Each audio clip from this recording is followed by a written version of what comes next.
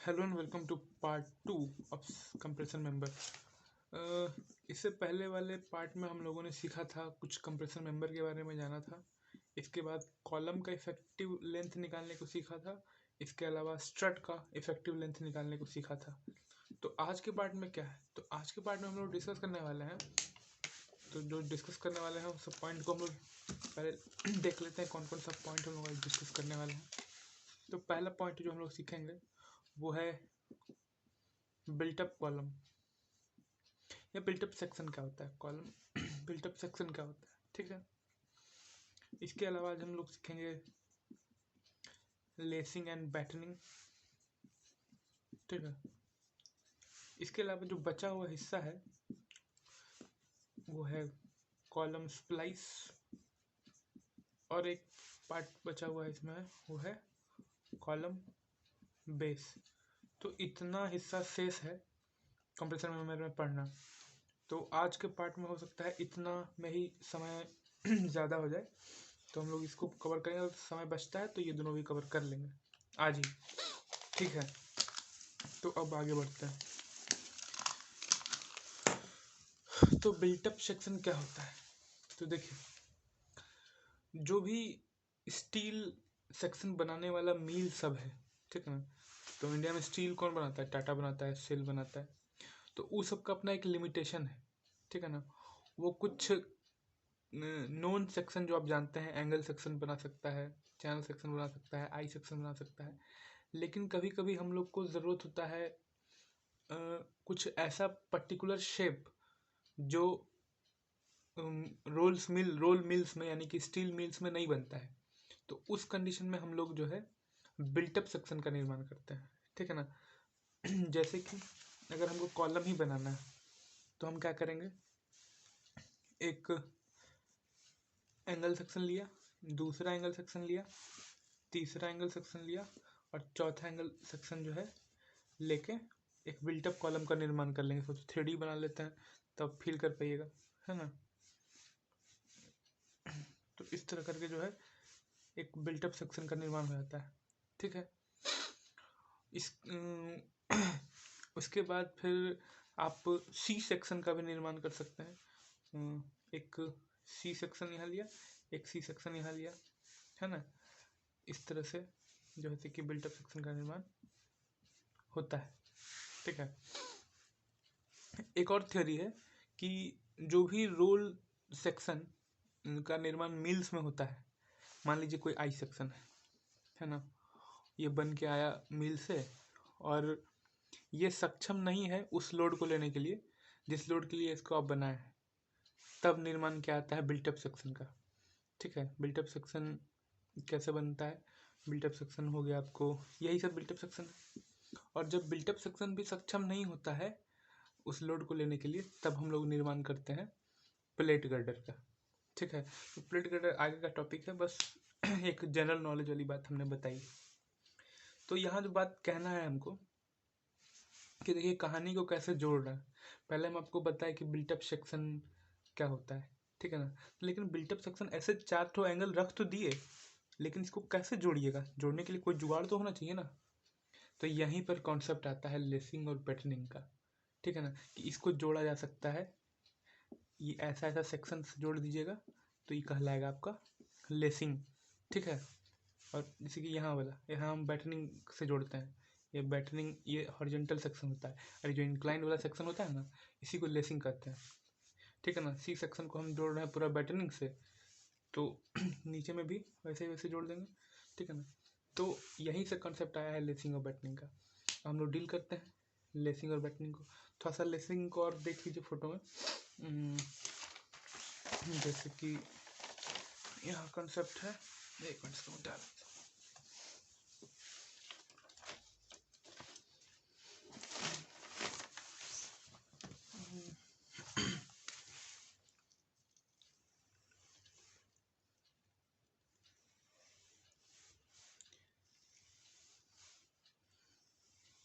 ये angle section हम लोग साइड व्यू देख रहे हैं, ठीक है। हम लोग यहाँ खड़े हैं और देख रहे हैं, ठीक है ना। तो ये अगर 3D देखिएगा तो कैसा दिखेगा, ये 3D में कुछ इस तरह से दिखेगा, ठीक है ना। तो फिलहाल साइड व्यू देख, इसको हम लोग जोड़े हैं एक बार लेसिंग से, ऐसे लेसिंग से जोड़ दिए, ये लेसिंग है, ठीक है, ठीक है। ये मतलब इसके ऊपर ओवरलैप करके रिवेट मारा जाएगा। थोड़ा सा फिगर हम गलत बना रहे हैं, थोड़ा सा अच्छे से बनाते हैं इसको। जैसे यहाँ लाया, यहाँ पे रिवेट मार दिए, है ना। वेल्डिंग भी होता है, ऐसा नहीं जरूरी नहीं कि रिवेटिंग ही हो। दूसरा वाला लाएंगे तो ऐसे चढ़ा देंगे, ठीक है। यहाँ रिवेट, इसको रखने के बाद इसके ऊपर से रिवेट मारा जाएगा, ठीक है ना। फिर इसको इधर लेके आएंगे, यहाँ रिवेट मार दिया, ठीक है। तो ये है हमारा सिंगल लेसिंग। डबल लेसिंग करना हो तो यहाँ से रिवेट लीजिए, फिर इसको ऐसे से जोड़ दिए, है ना। इस तरह से चल रहा है डबल लेसिंग, ठीक है ना। और बैटरिंग कैसा दिखेगा आपको, तो बैटरिंग में फिर से इसको दो सेक्शन बनाए और इसके बीच में ये बीम जैसा होता है ना। बैटरिंग स्मॉल बीम जैसा काम करता है, ठीक है, ठीक है। ये बैटनिंग है।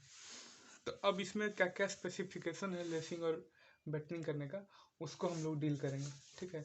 और जितना भी क्वेश्चन एग्जाम में बन सकता है वो सारा का सारा जो है हम लोग अभी डील कर लेंगे, ठीक है। तो चलिए शुरू करते हैं। तो इधर हम कुछ पॉइंट्स लिखेंगे, इसको ध्यान दीजिएगा।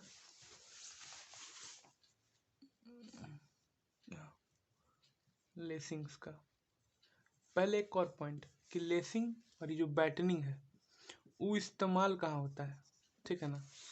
तो देखिए गौर से सुनिएगा ये बात कि जब दो मेंबर, है ना, जब दो बिल्टअप सेक्शन बना रहे हैं और दो मेंबर जो है थोड़ा दूर है ना, नॉर्मली थोड़ा दूर है, तब हम लोग लेसिंग का इस्तेमाल करते हैं दूर दूर वाला में, ठीक है ना, ठीक है।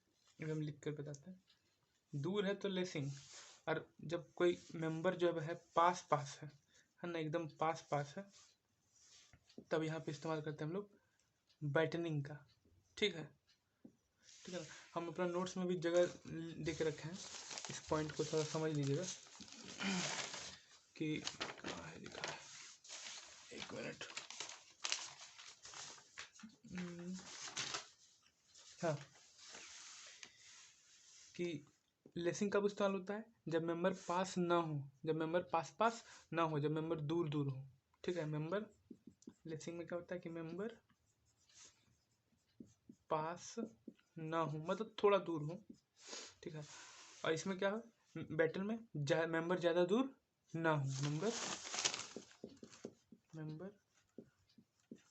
ज़्यादा दूर ना हो, मतलब पास हो, मतलब मेंबर पास हो, सीधा बात, पास हो, ठीक है ना। ये एक मेन डिफरेंस है, ठीक है। अब हम लोग लेसिंग को डील करते हैं अच्छे से, ठीक है। तो चलिए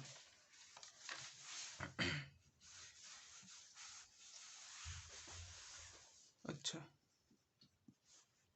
तो सबसे पहला पॉइंट जो है लेसिंग का, इसको थोड़ा सा एक बार लेसिंग का पिक्चर और क्लियर कर लेते हैं। हम लोग सिंगल लेसिंग भी बनाते हैं और सारा स्पेसिफिकेशन जो है अभी कभी याद कर लेते हैं, ठीक है, ठीक ठीक है। इतना काफ़ी, इतना सीख लेंगे हम लोग, ठीक। तो सबसे पहला पॉइंट है लेसिंग में कि जो लेसिंग मेंबर होता है वो या तो सब्जेक्टेड होता है कंप्रेशन में, हाँ देखिए हम लोग कंप्रेशन मेंबर में यूज़ करते हैं लेसिंग, ठीक है। लेकिन ये लेसिंग जो है वो कंप्रेशन या टेंशन दोनों में हो सकता है, ठीक है ना। मान लीजिए ऐसा कोई कॉलम है, ये कॉलम कोई कोई गसेट प्लेट लगा दिए हैं यहाँ पे, यहाँ से इसको खींच रहा है इधर साइड, एक गसेट प्लेट यहाँ लगा हुआ है, इसको खींच रहा है इधर साइड, तो हो सकता है इसमें टेंशन भी आ जाए, है ना। इधर मान लीजिए दब रहा है तो कंप्रेशन भी आ सकता है, किस पे, इस पे, ठीक है ना, लेसिंग मेंबर पे। तो लेसिंग जो मेंबर होता है, लेसिंग मेंबर पे कंप्रेशन या टेंशन दोनों आ सकता है, इसीलिए कभी कभी हम लोग लेसिंग मेंबर को एज ए ट्रस मेंबर भी समझते हैं, एक तरह का ट्रस मेंबर समझते हैं इसको, है ना। कंप्रेशन या टेंशन दोनों आता है। जिस तरह से हम बताए थे कि ट्रस में कंप्रेशन और टेंशन ही आता है, बेंडिंग मोमेंट नहीं आता है, उसी तरह से लेसिंग बार में भी बेंडिंग मोमेंट 0 होता है, ठीक है ना। ये हम लेसिंग का बता रहे हैं, इसी का बता रहे हैं सारा स्पेशल, ठीक है। तीसरा, इस लेसिंग मेंबर का slenderness ratio, very important question है, कितना होता है? 145 होता है, इसको याद कर लीजिएगा, ठीक है। इसके अलावा इंपॉर्टेंट क्वेश्चन, ये जो इंक्लिनेशन है लेसिंग का, इसका इंक्लिनेशन इस वर्टिकल से 40 डिग्री मिनिमम और 70 डिग्री मैक्सिमम हो सकता है ना। कितना? 40 डिग्री मैक्सिमम और 70 डिग्री, 40 डिग्री मिनिमम और 70 डिग्री मैक्सिमम हो सकता है, ठीक है ना। तो ये हम बता दिए, लेकिन ये है बस रिवेटिंग के लिए, ठीक है ना। अगर बोले वेल्डिंग कर रहे हैं, है ना, यहाँ वेल्डिंग करके अगर इसको हम लेसिंग कर रहे हैं तो उस केस में ये वैल्यू 60 डिग्री से 90 डिग्री हो जाता है। किस केस में? वेल्डिंग के केस में। तो अभी तक कितना डेटा दिया? अभी तक इम्पोर्टेंट डेटा है कि लेसिंग पे कंप्रेशन या टेंशन आता है, अच्छा, बेंडिंग मोमेंट 0 होता है, स्लेंडरनेस रेशियो 145 होता है। इसका स्लेंडरनेस रेशियो सीखना तो टेंशन मेंबर के पार्ट 1 में जाइए, वहाँ बहुत अच्छा से बताया होगा। इसका इंक्लिनेशन विथ वर्टिकल कितना होता है? 40 से 70 डिग्री होता है। एक इम्पॉर्टेंट पॉइंट है यहाँ पे कि इफ थीटा डिक्रीजेज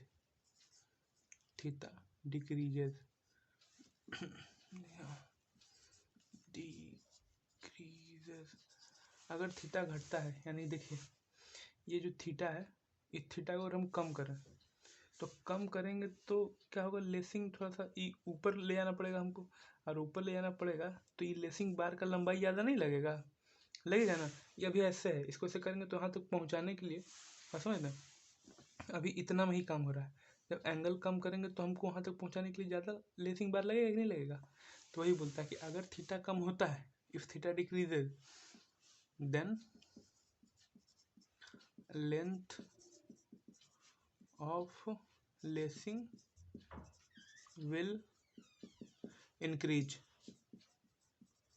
ठीक है। अच्छा, अब आगे, अब हम लोग बात करते हैं कि इफेक्टिव लेंथ, हर जगह इफेक्टिव लेंथ सीखे हैं हम लोग। कंप्रेशन मेंबर का इफेक्टिव लेंथ जाने हैं, कंप्रेशन मेंबर में सॉरी कॉलम का इफेक्टिव लेंथ जाने हैं, स्ट्रट का जाना है, तो लेसिंग बार का भी इफेक्टिव लेंथ जानना होगा ना।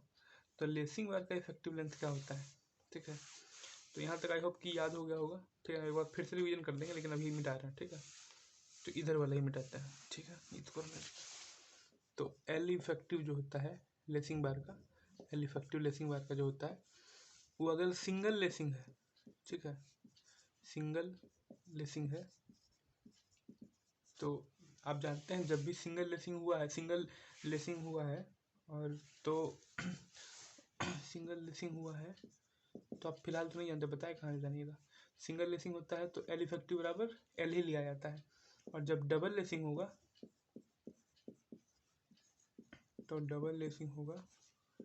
तो एल इफेक्टिव जो है वो ले आता है 0.7 एल, ठीक है।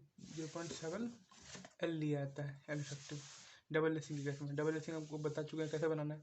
मान लीजिए इसी में हमको डबल लेसिंग करना है तो कैसे करेंगे, ठीक है ना। यहाँ पे फिर ऐसे करेंगे, एक ठो ऐसे करके ऐसे लगा देंगे, ठीक है ना। इस तरह का जो दिखेगा वो डबल लेसिंग है। तो डबल लेसिंग केस में क्या है, डबल लेसिंग केस में 0.7 एल।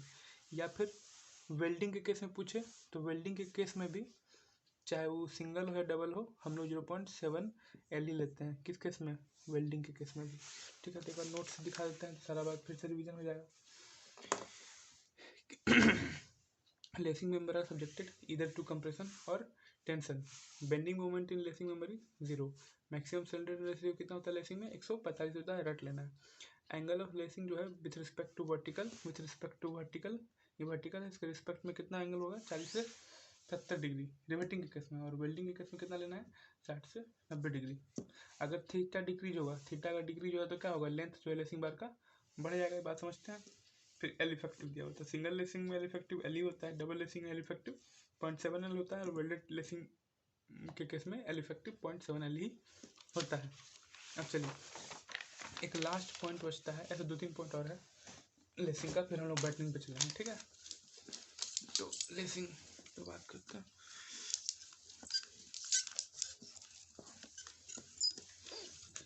अब यहाँ बात होगा लेसिंग का थिकनेस कितना लिया जाता है ना। जैसे कि यहाँ पे जो लेसिंग मेम्बर बना हुआ था जिसको मिटा दिए, फिर से बनाना होगा।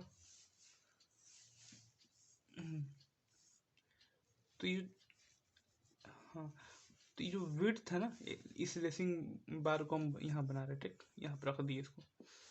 तो ये जो थिकनेस सॉरी ये जो विड्थ है इसका, है ना, लेसिंग बार का विड्थ कितना लेना है ना।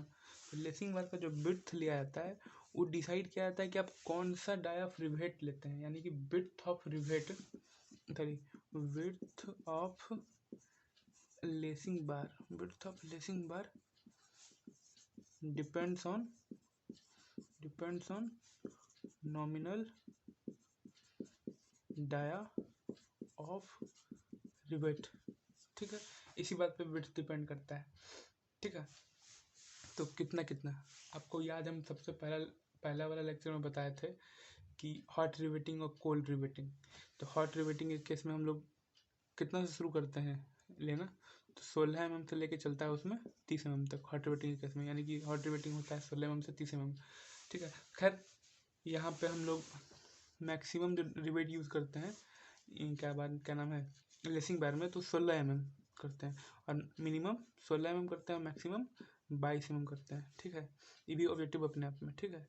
तो 16 mm के लिए लगभग कितना तिगुना याद कर लीजिए, तो 16 3 48 लेकिन 50 mm विड्थ यूज होगा। इधर हम विड्थ लिख रहे हैं, इधर लिख रहे हैं हम डाया, कौन सा डाया, नॉमिनल डाया, ठीक है। तो 16 mm नॉमिनल डाया होगा तो विड्थ तिगुना लगभग 16 43 2 50 याद रखिए, बाकी 5 बढ़ाते जाइए, ठीक है।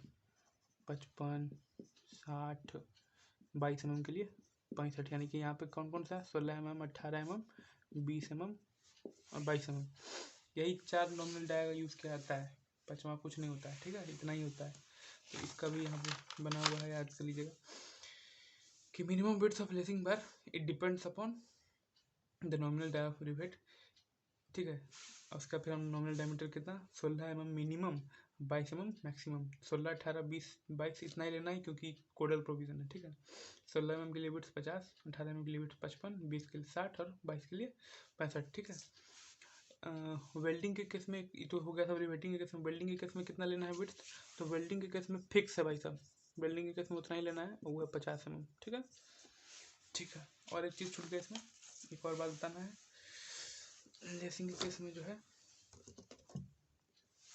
लेसिंग के केस में जो जैसे कि लेसिंग बार है यहाँ पे, तो लेसिंग बार को अब हम आगे से देखें, ठीक है ना। मतलब लेसिंग बार है, मान लीजिए कि क्या है लेसिंग बार, जैसे मान लीजिए ये लेसिंग बार, तो इसका जो थिकनेस है ये वाला हिस्सा है, ये थिकनेस, तो ये थिकनेस कितना लिया जाता है, ठीक है ना। तो इसका जो थिकनेस होता है, अगर आप सिंगल लेसिंग कर रहे हो, सिंगल लेसिंग के केस में हम लोग क्या पढ़ रहे हैं, thickness of lacing bar, thickness of lacing बार। तो सिंगल लेसिंग के केस में लिया आता है L इफेक्टिव बाय 40, और डबल लेसिंग के केस में, डबल लेसिंग के केस में ये लिया जाता है L इफेक्टिव बाय 50, बाहर हो गया, सॉरी L इफेक्टिव बाय 60 होता है, 50 फिर बैटरिंग में हो जाएगा, ठीक है ना। तो याद रखना है। इसके अलावा एक और डेटा है, लास्ट डेटा है जो लेसिंग के बारे में, ठीक है ना, फिर नहीं पकाएंगे लेसिंग को लेकर, और इतना से आगे एग्जाम में कुछ नहीं पूछेगा, क्योंकि हम बता देंगे, ठीक है। ये वाला तो सारा कवर हो गया लेसिंग का डेटा, ये वाला भी सारा कवर हो गया, एक छोटा सा पॉइंट बचा है उसको देख लीजिए। तो इसे फिर से हमको लेसिंग सिस्टम बनाना पड़ेगा, ऐसा हो गया।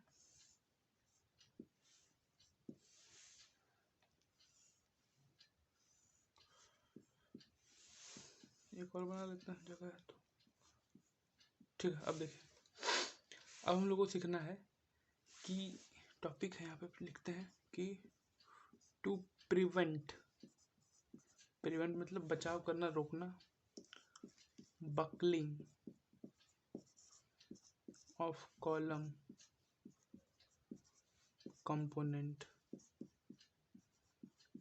कॉलम कंपोनेंट के बकलिंग को रोकने के लिए, तो कहाँ का कॉलम कंपोनेंट, कॉलम कंपोनेंट ये भी अकेला में है, इतना हिस्सा भी कॉलम कंपोनेंट कहलाएगा। तो कहाँ का बात हो रहा है, to prevent buckling of column component between lacing connection, ठीक है, लेसिंग कनेक्शन, ठीक है। तो देखिए लेसिंग कनेक्शन यहाँ, लेसिंग कनेक्शन यहाँ, तो ये दोनों लेसिंग कनेक्शन के बीच में ऐसा ना हो कि जो कॉलम है वो ऐसे से बकल कर जाए, है ऐसा बकल कर जाए। तो इससे बचाव करने के लिए हम क्या चाहते हैं, तो हम बकल से बचने के लिए हमको या तो पता होना चाहिए एल इफेक्टिव पता होना चाहिए, यानी कि स्लेंडरनेस रेशियो का बात हो रहा है। फिर हम बोलेंगे स्लेंडरनेस रेशियो को समझने के लिए आप टेंशन मेंबर के पार्ट 1 में हम बताएं, चल जाइएगा, ज़रूर से देख लीजिएगा स्लेंडरनेस रेशियो, ठीक है ना। तो स्लेंडरनेस रेशियो थोड़ा सा और सुन ही लीजिए यहाँ पे कि स्लेंडरनेस रेशियो का फॉर्मूला होता है एल इफेक्टिव बटा आर मिनिमम। कहने का मतलब ये होता है कि हम ये देखना चाहते हैं कि दो कनेक्शन के बीच में, यानी ये दो सपोर्ट के बीच में, दो सपोर्ट है मान लीजिए, एक सपोर्ट यहाँ एक सपोर्ट यहाँ है, तो इन दोनों सपोर्ट के बीच में कितना लेंथ ऑफ स्पैन अनसपोर्टेड रह सकता है। अनसपोर्टेड रह सकता है कहने का मतलब है कि वो बकल नहीं करेगा या डिफ्लेक्ट नहीं होगा। कहने का मतलब है कि यहाँ लोड लगेगा तो खतरा ज़्यादा है, इसको हम कम कर दें तो थोड़ा सा और कम खतरा होगा बकल करने का। इस सपोर्ट को और थोड़ा पास कर दीजिए तो और इसके बीच में कम खतरा होगा, और पास कर दी, तो कितना मिनिमम रखें कि हमारा बकल नहीं करे, यही स्लेंडरनेस रेशियो है। तो यहाँ से लेके यहाँ तक का भी पूछता है कि अगर हमको कॉलम कंपोनेंट को बकल नहीं होने देना है दो लेसिंग कनेक्शन के बीच में, तो स्लेंडरनेस रेशियो कितना रखना होगा। तो स्लेंडरनेस रेशियो किसका लिख रहे हैं हम, कंपोनेंट का लिख रहे हैं, इसका। तो स्लेंडरनेस रेशियो कंपोनेंट का होता है, नहीं होना चाहिए किससे, 50 से ज़्यादा नहीं होना चाहिए, या ठीक है ना। कोडल प्रोविज़न में 2 है, देखिए कोडल प्रोविज़न जितना है हम सारा का सारा जो है अलग से नहीं बता रहे हैं, सब एक ही मतलब सारा वीडियो में ही ऐड कर दे रहे हैं। ये ऐसा नहीं हुआ कि हम अलग से IS 800 का बताएंगे कोडल प्रोविज़न, सब इसी में ऐड है, ठीक है। आपको अलग से कहीं कुछ लेने की जरूरत नहीं है, ठीक है। तो एक प्रोविज़न ये है कि ये जो स्लेंडरनेस रेशियो है कंपोनेंट का वो 50 से ज़्यादा ना हो, या फिर स्लेंडरनेस रेशियो कंपोनेंट का पूरे कॉलम सेक्शन के 0.7 से ज़्यादा ना हो। पूरा का पूरा कॉलम का स्लेंडरनेस रेशियो जो होगा ना उसका 0.7 से अधिक ना हो। ई स्लेंडरनेस रेशियो किसका, पूरे कॉलम का, होल कॉलम के स्लेंडरनेस रेशियो के 0.7 से ज़्यादा नहीं होना चाहिए, ठीक है। यही बात यहाँ लिखा तो समझ लीजिए, to prevent buckling of column component between lacing connection. तो स्लेंडरनेस रेशियो जो है कंपोनेंट का 50 से ज़्यादा नहीं होना चाहिए, या यहाँ और लिख लीजिएगा कि या पूरे कॉलम के स्लेंडरनेस रेशियो का 0.7 से अधिक नहीं होना चाहिए, ठीक है। तो इस तरह से हम लोग लेसिंग ख़त्म कर लिए, ठीक है। अब हम लोग बात करेंगे बैटन्स का, ठीक है। तो चलिए, ठीक है। तो एक बार फिर हम वहीं लेके चलते हैं कि लेसिंग का यूज़ कहाँ करते हैं और कॉलम और बैटन का यूज़ कहाँ करते हैं। तो अभी हम आपको याद होगा कि जहाँ पे मेंबर क्या बोला, जहाँ पे मेंबर दूर हो थोड़ा, ठीक है ना, जहाँ मेंबर पास ना हो, जहाँ मेंबर पास ना हो वहाँ यूज़ करते हैं हम लोग क्या भाई साहब, लेसिंग यूज़ करते हैं। और जहाँ मेंबर पास हो वहाँ क्या यूज़ करेंगे, वहाँ हम लोग यूज़ करेंगे, पास बनाना है थोड़ा, पास थोड़ा सा और पास कर दो उसको, तो वहाँ यूज़ करेंगे हम लोग क्या चीज़, वहाँ हम लोग यूज़ करेंगे बैटन्स क्या होता है, हॉरिजॉन्टल मेंबर होता है, और लेसिंग क्या होता है, इंक्लाइंड मेंबर होता है। कितना पे इंक्लाइंड होता है भाई, तो 40 से 70 डिग्री पर इंक्लाइंड होता है।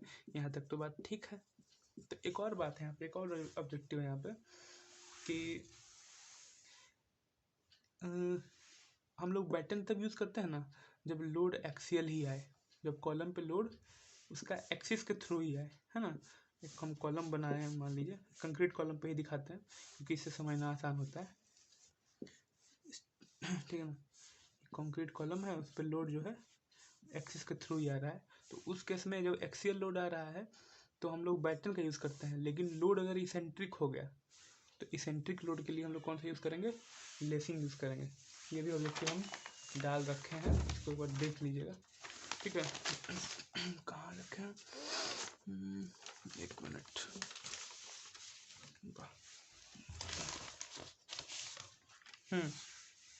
कि व्हेन लोड इज इसेंट्रिक, जब लोड इसेंट्रिक होता है तो हम लोग क्या यूज़ करेंगे, इसेंट्रिक लोडिंग के लिए हम लोग यूज़ करेंगे लेसिंग, और इसेंट्रिक लोडिंग के लिए, और एक्सियल लोडिंग के लिए कंसेंट्रिक या एक्सियल एक ही बात होता है, एक्सियल लिखिए या कंसेंट्रिक लिखिए, कंसेंट्रिक मतलब वही एक्सियल एक्सिस पे लग रहा है, ठीक है। तो उसके लिए हम लोग बैटन यूज़ करते हैं, ठीक बात है, ठीक है। चलिए अब हम लोग बैटन को अच्छे से, बैटन का स्पेसिफिकेशन देखते हैं, ठीक है। हाँ, तो बैटन का नोट्स आ गया,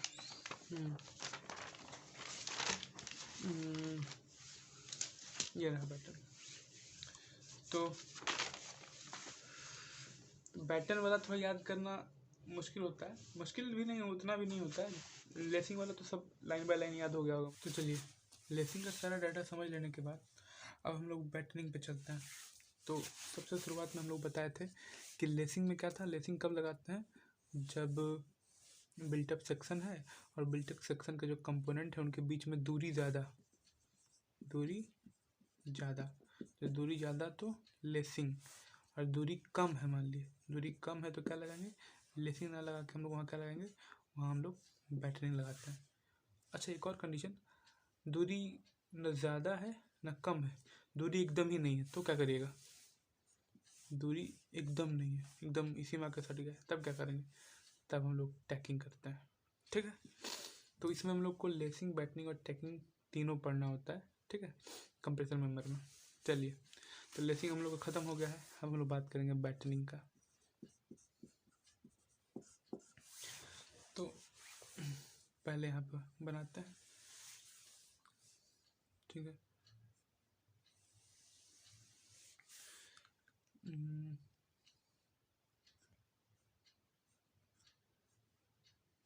तो ये रहा हमारा, थोड़ा टेढ़ा है, मैनेज कर लीजिएगा।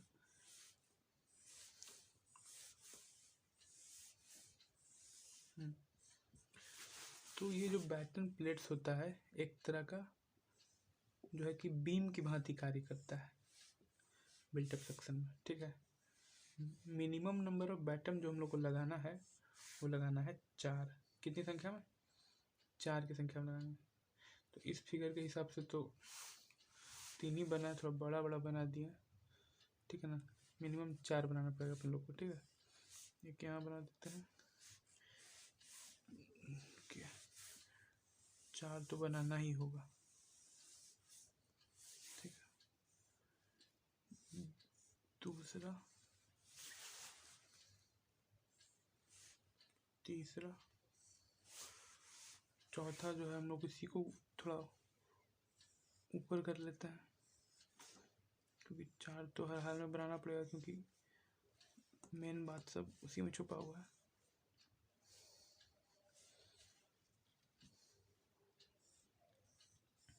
चलिए ये 4 ठो बन गया।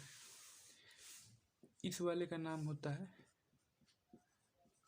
एंड बैटन, ठीक है। तो ये भी एंड में है तो ये भी एंड बैटन ही कहलाएगा, ठीक है। इसके अलावा ये दोनों जो बैटन है ये कहलाता है इंटरमीडिएट बैटन, इंटर ये दोनों मतलब, ठीक है ना, इंटरमीडिएट मतलब बीच वाला, इंटरमीडिएट बैटन, ठीक। तो बैटनिंग में पहले सीख लेते हैं क्या क्या बात है, ठीक है। जो इम्पोर्टेंट पॉइंट आउट है तो देख लीजिए, बोलता है कि it behave like very small beam member and subject to bending moment. अब बीम मेंबर है तो बीम तो बेंडिंग मोमेंट ही लेता है ना, जब बोल रहे हैं कि स्मॉल बीम मेंबर जैसा है, ठीक है ना, तो ये बेंडिंग मोमेंट ही लेगा। लेसिंग, अच्छा ये देखने में कैसा है, हॉरिजॉन्टल सेक्शन है, लेसिंग देखने में कैसा था, इंक्लाइन था, ठीक है, एक तरह का बीम है। फिर बोलता है कि the effective length of batten column should be increase by 10%। हाँ, तो यहाँ पे ऑब्जेक्टिव लेसिंग का भी बन जाएगा कि लेसिंग का इफेक्टिव लेंथ जो है, जब हम, कहने का मतलब जब हमको पता चलेगा कि हमको बनाना है लेसिंग वाला बिल्टअप सेक्शन, तो हम लोग क्या करेंगे, उसका इफेक्टिव लेंथ में इजाफा कर देंगे 5%। लेसिंग वाले में लेसिंग का इफेक्टिव लेंथ बढ़ता है 5%, और बैटन का इफेक्टिव लेंथ कितना बढ़ता है, तो बैटिंग का इफेक्टिव लेंथ जो है कॉलम का 10% जो है कॉलम का इफेक्टिव लेंथ है ना, बिल्टअप कॉलम का इफेक्टिव लेंथ, ठीक है ना, 10% बढ़ाना होता है, ठीक है ना। मिनिमम नंबर ऑफ बैटन 4, ठीक है। और फिर लिखता है कि इसमें जो है बैटन इस तरह से प्रोवाइड करना चाहिए कि इसके जो उस साइड जो बैटन है ना वो आपको नहीं दिखे, यानी कि इसे जस्ट मिरर होना चाहिए, ऊपर नीचे नहीं होना चाहिए। ये नहीं कि वो बैटन यहाँ है तो उसके पीछे वाला यहाँ दिख रहा है, ऐसा नहीं, इसके पीछे एकदम जस्ट पीछे छुपाना चाहिए, मिरर इमेज होना चाहिए, ठीक है। एक और यहाँ पे ऑब्जेक्टिव उठता है कि लेसिंग और बैटनिंग कहाँ कहाँ लगाएंगे, ये बात तो आप जान लिए। इस बात से जान लिए कि अगर एकदम पास रहेगा 2 मेंबर तो हाँ बैटनिंग करना है, थोड़ा दूर रहेगा तो लेसिंग करना है। एक और तरीका है जिससे हम लोग पता करते हैं कि लेसिंग करेंगे कि बैटनिंग करेंगे, ठीक है।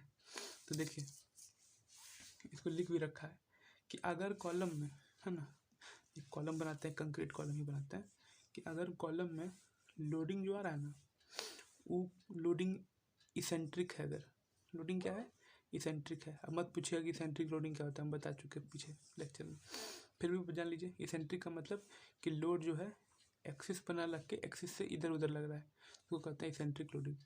जब इसेंट्रिक लोडिंग लगे तो हम लोग को लेसिंग का यूज़ करना होता है। और अगर लोड कंसेंट्रिक है यानी कि एक्सियल लोड लग रहा है, एक्सियल लोड या कंसेंट्रिक लोड लग रहा है, तो हम लोग क्या लगाना है, तो हम लोग को बैटन से यूज़ करना है। गॉट इट, ठीक है। पॉइंट यहाँ ऐड किया हुआ है कि व्हेन लोड इज इसेंट्रिक और मेंबर पास ना हो, दोनों बात, तो लेसिंग लगाएंगे। और बैटन कब लगाएंगे, जब लोड कंसेंट्रिक कहिए या एक्सियल कहिए, ठीक है ना। ठीक है, अब आगे और क्या स्पेसिफिकेशन है, या तो 3 बात जाने कि बीम की तरह बिहेव करता है, इसका इफेक्टिव लेंथ कितना बढ़ाना है कॉलम का, एक पूरा कॉलम का इफेक्टिव लेंथ बढ़ा देना है 10%, लेसिंग का रहेगा तो 5%, और मिनिमम नंबर ऑफ बैटन कितना चाहिए, 4 चाहिए, ठीक है। अब इसका मेन पॉइंट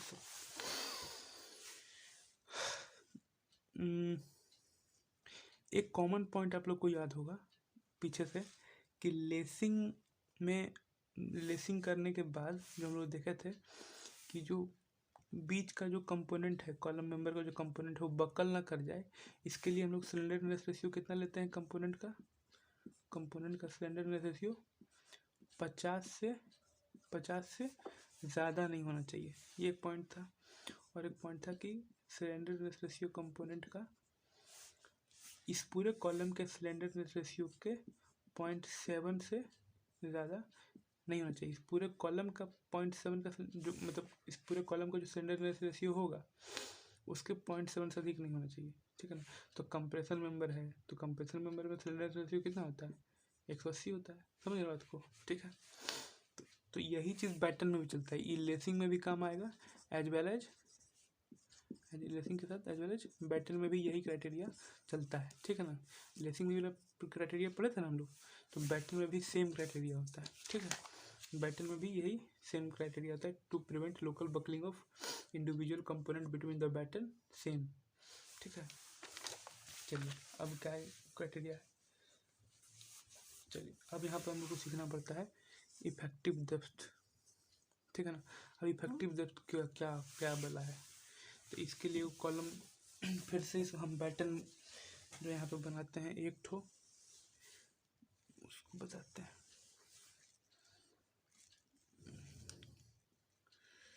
चलिए पास बना लेते हैं कि हम लोग का क्राइटेरिया ये पास है, पास होना चाहिए मतलब नंबर, और क्या क्राइटेरिया है, इस पर लोडिंग एक्सेल होना चाहिए, ठीक है। तो एक ठो बन गया हमारा ये बैटन लगा दिया। फिर बैटन लगाने से पहले एक और बात सीखे कि हमको पता है कि दुनिया में हर एक वस्तु जो है उसका अपना एक सीजी होता है, सेंटर ऑफ ग्रेविटी होता है। सेंटर ऑफ ग्रेविटी क्या होता है, जिसके थ्रू उस पर लॉर्ड एक्ट करता है, ठीक है ना।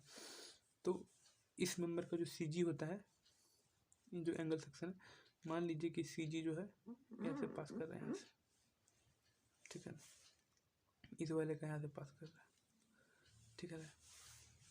और हम इसमें बैटन लगा दिए, ठीक है, हम बैटन लगा दिए, ठीक है। तो पहली बात तो यहाँ से यहाँ तक का डिस्टेंस, यानी कि मेंबर का बिल्टअप सेक्शन का एक कंपोनेंट से दूसरे कंपोनेंट के बीच की जो दूरी है वो कहलाता है एस, ठीक है। और इसका सीजी से लेके इसका सीजी के बीच की जो दूरी है वो कहलाता है अल्फ़ा, यानी कि अल्फ़ा बराबर क्या हो जाएगा एस प्लस, तो ये जो दूरी है ना यहाँ से यहाँ तक सीजी का दूरी वो कहलाता है सी वाई वाई। तो यहाँ से यहाँ तक सी वाई वाई, तो यहाँ से यहाँ तक भी सी वाई वाई, यानी कि 2 सी वाई वाई। तो क्या हो जाएगा अल्फ़ा बराबर एस प्लस 2 सी वाई वाई, ठीक है ना, ठीक है। तो ये होता है। अब क्या है कि यहाँ पे मान लीजिए हम रिवेटिंग किया, तो ये जो पूरा का पूरा पैटर्न है उसको कहते हैं डी। कौन सा डी? मान ली बड़ा डी कहते हैं, ओवरऑल डेप्थ। और दो रिवेटिंग के बीच का जो डिस्टेंस होता है उसको कहते हैं इफेक्टिव डेप्थ। तो आपसे बेसिकली इफेक्टिव डेप्थ ही पूछेगा, एंड बटन का इफेक्टिव डेप्थ पूछेगा और इंटरमीडिएट बटन का इफेक्टिव डेप्थ पूछेगा, ठीक है। और एक चीज़ का छोड़ दिया आपको कि जो कॉलम का कंपोनेंट है उसका यहाँ से यहाँ तक का जो विड्थ है उसको बी नाम दे दीजिए, ठीक है। तो अब बात करिए एंड बटन का, ठीक है, कि एंड बटन का इफेक्टिव डेप्थ कितना होना चाहिए। तो एंड बटन का जो इफेक्टिव डेप्थ है वो होना चाहिए आपको कभी भी छोटा नहीं होना चाहिए, नेवर लेस देन अल्फ़ा, यानी कि इस डिस्टेंस से कभी भी छोटा नहीं होना चाहिए। ये वाला फोटो से लग रहा होगा छोटा, लेकिन ये हर हाल में है ना, इफेक्टिव डेप्थ हर हाल में बड़ा होगा इस अल्फ़ा से, ठीक है। और दूसरा क्राइटेरिया है कि इफेक्टिव डेप्थ कभी भी छोटा नहीं होना चाहिए 2b से, यानी कि इसका दुगुना से कभी भी छोटा नहीं होना चाहिए। क्या? इफेक्टिव डेप्थ यहाँ से यहाँ तक का जो दूरी है यहाँ से यहाँ तक का वो कभी भी 2b से छोटा नहीं, डी क्या ये वाला, इसके दुगुने से छोटा नहीं होना चाहिए और अल्फ़ा से छोटा नहीं होना चाहिए। अल्फ़ा बता दिए क्या है, यहाँ का यहाँ प्लस और दो सी जी का डिस्टेंस कोई जोड़ के बनता है अल्फ़ा। तो ये एंड बटन हो गया। अब पूछेगा आपसे इंटरमीडिएट बटन का इफेक्टिव डेप्थ। तो इंटरमीडिएट बटन का इफेक्टिव डेप्थ का जो है क्राइटेरिया वो है कि वो छोटा नहीं होना चाहिए 3/4 अल्फ़ा, मतलब अल्फ़ा का 3/4 से छोटा नहीं होना चाहिए और 2b से छोटा नहीं होना चाहिए, ठीक, समझ गए। अब इसमें लास्ट पॉइंट बचता है कि ये जो हमारा क्या बोलते हैं, मान लीजिए यही बटन प्लेट है, फिर से पिछला बार इसको लेसिंग बनाए थे, तो इसका थिकनेस, ठीक है ना, लेसिंग का थिकनेस क्या था बाबू, L/40 था किसके लिए, सिंगल लेसिंग के लिए, और L/60 था डबल लेसिंग के लिए। तो बैटनिंग के लिए दोनों के बीच में घुसा दीजिए। हाँ, तो बैटनिंग के लिए जो थिकनेस होता है वो होता है L/50। L क्या है? L effective. तो थिकनेस फॉर बैटन L इफेक्टिव/50, ठीक है। तो इसमें सारा का सारा पॉइंट हम जो है बैटनिंग में कवर कर लिए, इसमें कुछ शेष बचा नहीं, ठीक है। तो चलिए अब कुछ वन लाइनर बच गया हो तो हम बता देते हैं। जैसे कि हाँ, वो जो हम बताए थे कि अगर मेंबर बहुत दूर हो तो लेसिंग, मेंबर पास हो तो बैटनिंग, और मेंबर एकदम पास हो तो टैकिंग रिवेट करते हैं। तो टैकिंग रिवेट जो होता है कंप्रेशन मेंबर के केस में कभी भी उसके बीच में डिस्टेंस 600 mm से ज़्यादा नहीं होना चाहिए। यही क्वेश्चन टैकिंग रिवेट के केस में टेंशन मेंबर में पढ़ते तो वहाँ पे वैल्यू 1000 mm से ज़्यादा नहीं होना चाहिए, यानी कि 1 मीटर से ज़्यादा दूरी पे नहीं करना है। जैसे कि मान लीजिए ये दो कंपोनेंट है ना, और दोनों सट गया है, दोनों को सटा दिए, ठीक है। सटा देने के बाद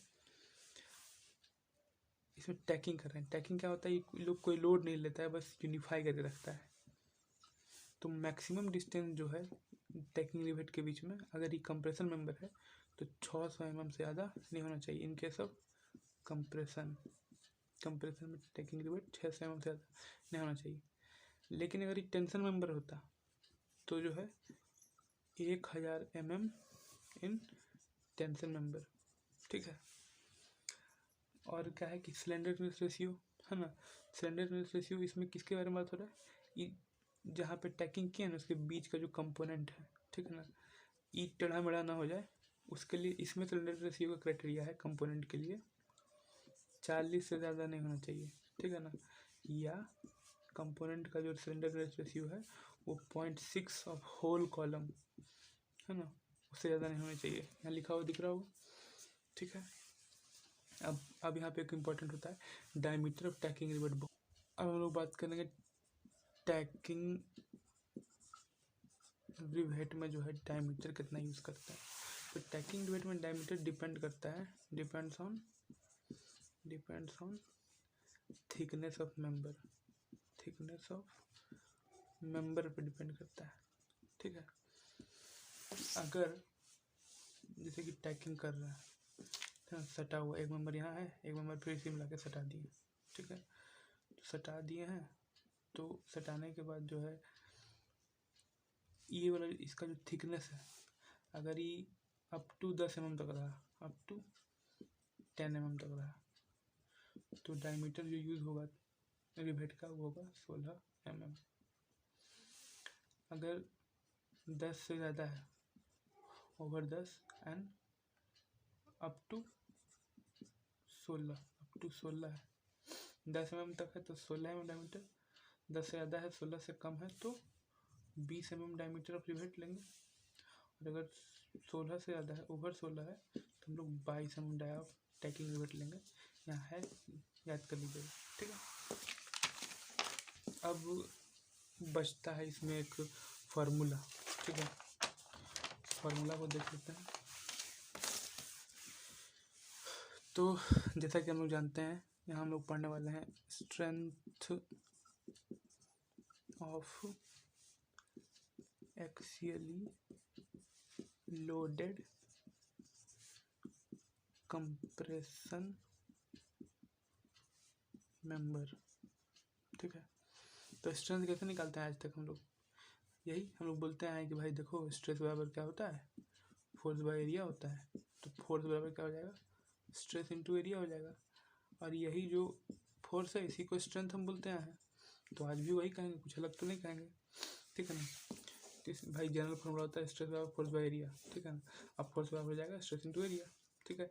लेकिन लेकिन लेकिन लेकिन क्या है कि एज पर IS 800/1984 हम लोग को एक इसका स्ट्रेस यानी कि स्ट्रेंथ निकालने का एक स्पेशल फार्मूला दिया है, जो आप लोग को याद रखना होगा कि 0.6 इंटू FY इंटू FCC बट्टा, बड़ी ब्रैकेट लीजिए, छोटी ब्रैकेट में फिर FY लिखिए, उसके पावर n दीजिए, प्लस FY लिखिए, उसके ऊपर फिर पावर n दीजिए, ब्रैकेट बंद करिए, इसका पावर 1/n दीजिए। तो ये फार्मूला आपको याद करना होगा, ठीक है ना। जिसमें FCC क्या है, इसको FCC होता है क्रिटिकल स्ट्रेस, ठीक है ना, पाई स्क्वायर ई बटा लैम्डा स्क्वायर, ठीक है ना। FY के बारे में पिछले लेक्चर में बता चुके हैं, ठीक है ना। अगर नहीं समझ में आता है तो ये दोनों पॉइंट पढ़ लीजिएगा, और फिर भी समझ में ना आए तो कमेंट में पूछेगा कि सर ये पॉइंट समझ में नहीं आया, तो हम आने वाले वीडियो में जो भी अगला वीडियो होगा उसमें उस कमेंट का जवाब दे देंगे, ठीक है। Have a nice day.